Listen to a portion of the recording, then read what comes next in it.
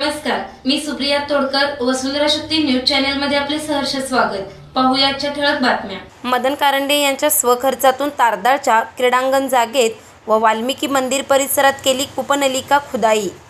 तारदाळ ठाकरेनगर येथील छत्रपती शिवाजी महाराज क्रीडांगण या जागेत तसेच महर्षी वाल्मिकी कोळी मंदिर परिसरात राष्ट्रवादीचे प्रांतिक सदस्य मदनराव कारंडे यांनी बोरवेल मारून देण्याचा संकल्प केला होता। त्या बोरवेल खुदाईचा शुभारंभ मदन कारंडे, ग्रामपंचायत सदस्य चंद्रकांत तांबवे, रणजित पवार, तंटामुक्त अध्यक्ष रमेश नरमदे, विनायक पाटील, भाऊसो चौगुले, सुनील साळुंके, वीरेंद्र पाटील, सागर नाईक, विनायक वड, संभाजी भुयेकर यांच्या उपस्थित संपन्न झाला। यावेळी फुटबॉल प्रेमी ग्रुप व मॉर्निंग क्रिकेट ग्रुप यांच्या वतीने या क्रीडा मैदानासोभोवती मदन कारंडे व क्रीडाप्रेमी यांच्या वतीने 120 झाडे लावण्यात आली आहेत। मात्र या झाडांना पाण्याची कमतरता जाणवत होती। तसेच या ग्रुपच्या वतीने झाडे संगोपनासाठी प्रयत्न केला जात होते।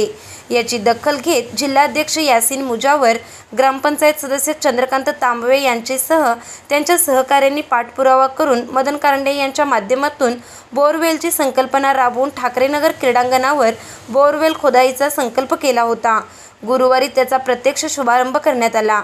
तसेच क्रीडांगण जागेत मारलेल्या बोरवेलला मुबलक पाणी लागल्याने क्रीडाप्रेमी व ग्रामस्थातून समाधान व्यक्त होत होते।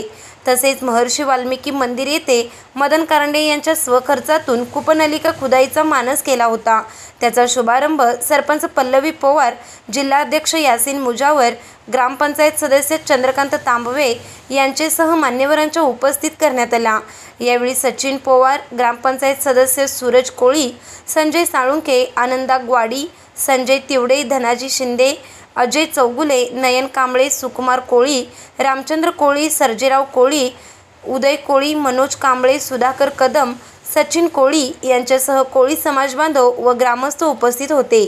मदन कारंडे यांनी दोन्ही बोरवेलसाठी सहकार्य केल्याने ग्रामस्थांतून समाधान व्यक्त होत आहे। वसुंधरा शक्ती न्यूज यूट्यूब चॅनेलला सबस्क्राइब करा आणि परिसरातील ताज्या घडामोडी सर्वात आधी बघण्यासाठी बेल आयकॉनला क्लिक करा।